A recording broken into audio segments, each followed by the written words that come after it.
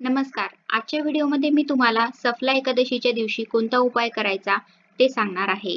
उद्या आहे सफला एकादशी. या एकादशीला उपवास करून सिद्धियोगाने भगवान विष्णूची पूजा केल्यास सर्व कार्य तसेच मनोकामना सफल होणार आहेत.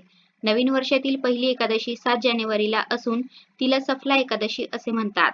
सफला एकादशीचे व्रत केल्याने सर्व शुभ कार्यात आशीर्वाद मिळतो आणि जीवनाच्या प्रत्येक क्षेत्रात भरघोस यश प्राप्त होत असते.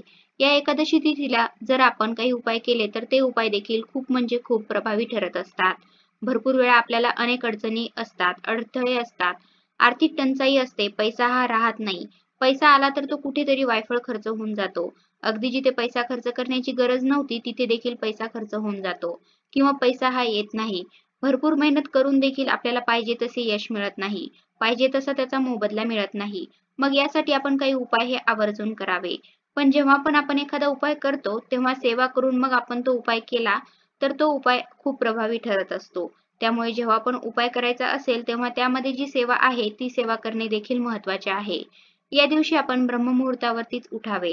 आपण जेव्हा ब्रह्ममुहूर्तावरती एखादी सेवा करत असतो तर ती सेवा खूप फलदायी ठरत असते.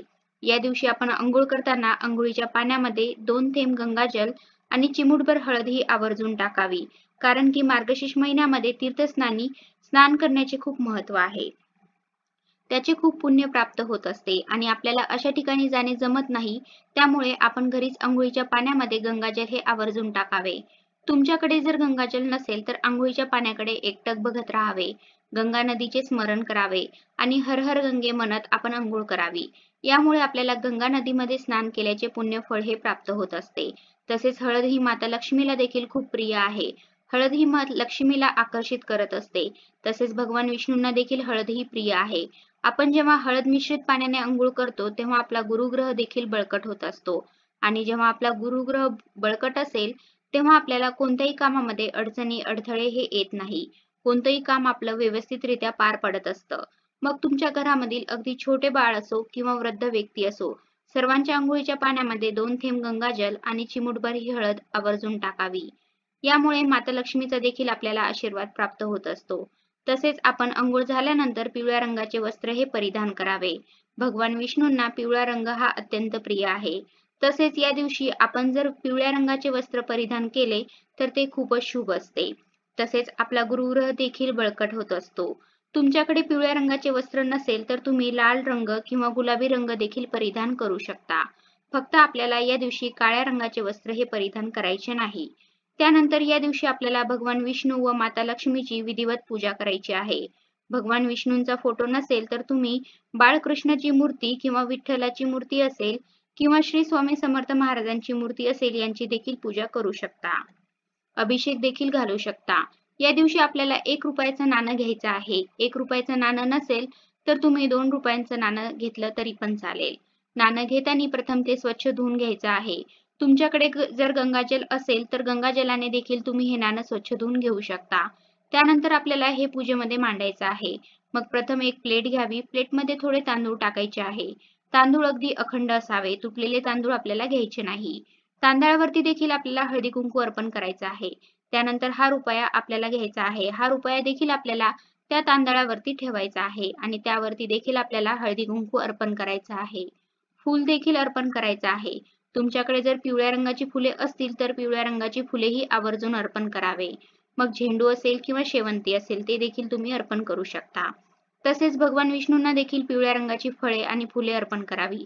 मग तुम्ही फुले देखील अर्पण करू शकता. तसेच केळी देखील भगवान विष्णूंना अर्पण करू शकता. आपण हा रुपया तिथे ठेवल्यानंतर आपल्याला भगवान विष्णूंच्या ओम नमो भगवते वासुदेवाय नमः, ओम नमो भगवते वासुदेवाय नमः या मंत्राचा 108 वेळा जप करायचा आहे. आपल्याला जर 108 वेळा जप करणे शक्य नसेल तर आपण YouTube वरती देखील ओम नमो भगवते वासुदेवाय नमः हा मंत्र लावून देऊ शकता. मग तुम्ही त्याचे स्मरण केले तरी पण चालेल. पण आपल्याला हे भगवान विष्णू समोर बसूनच ही पूजा करायची आहे. आणि त्यानंतर आपल्याला भगवान विष्णूंना आपल्या आयुष्यात येणाऱ्या अडचणी, अडथळे हे सर्व काही सांगायचे आहेत. तसेच हे सर्व दूर होऊ दे अशी प्रार्थना, मनोकामना करायची आहे. तुमची जर काही इच्छा असेल तर ती देखील तुम्ही भगवान विष्णूंना सांगू शकता. तसेच घरातील जी काही आर्थिक टंचाई आहे ते देखील आपण सांगायचे आहेत. तसेच हा उपाय करत असताना आपण एक दिवा देखील प्रज्वलित करायचा आहे. मग थोडेसे तांदूळ ठेवायचे आहे. तांदळाला देखील हळदी कुंकू अर्पण करायचं आहे. मग तुम्ही मातीची पंती किंवा कणकेचा दिवा घेतला तरी पण चालेल. दिव्याला देखील आपण हळदी कुंकू अर्पण करायचं आहे. नंतर तुमच्याकडे जर शुद्ध तूप असेल तर शुद्ध तुपाचा दिवा लावायचा आहे. मग गाईचं तूप असेल तर गाईचं चालेल किंवा म्हशीचं तूप असेल तरी पण चालेल. आणि जर तूप नसेल तर तुम्ही तिळाच्या तेलाचा किंवा मोहरीच्या तेलाचा दिवा हा लावू शकता.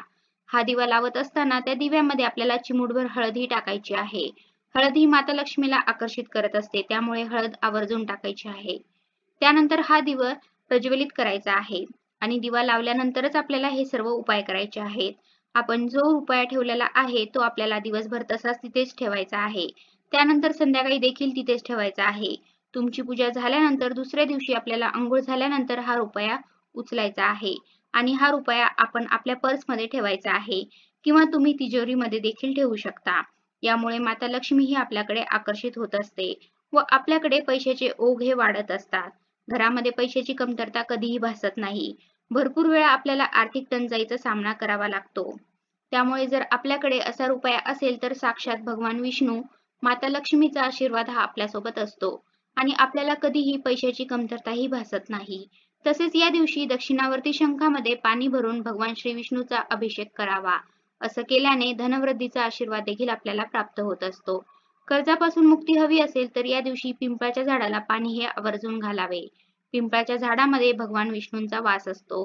त्यामुळे आपण या दिवशी पिंपळाच्या झाडाला पाणी हे आवर्जून घालावे. तसेच जेव्हा तुम्ही पाणी घालायला जाणार असाल तेव्हा आपल्याला तिथे एक दिवा देखील प्रज्वलित करायचा आहे. मग तुम्ही कणकेचा दिवा घ्यायचा आहे किंवा मातीची पंती घेतली तरी पण चालेल. कारण की तो दिवा आपल्याला परत आणायचा नाही. मग तुम्ही कणकेचा दिवा घेतला तरी पण चालेल. तर हा दिवा घेतल्यानंतर आपल्याला या दिव्यामध्ये शुद्ध तूप हे टाकायचं आहे आणि असा दिवा आपल्याला पिंपळाच्या झाडाखाली प्रज्वलित करायचा आहे. तिथे गेल्यानंतर आपल्याला त्या दिव्याला देखील हळदी कुंकू हे अर्पण करायचं आहे. तसेच भगवान विष्णूच्या ओम नमो भगवते वासुदेवाय नमः या मंत्राचा जप करायचा आहे. तसेच पिंपळाच्या झाडाला आपण 11 प्रदक्षिणा घालायच्या आहेत.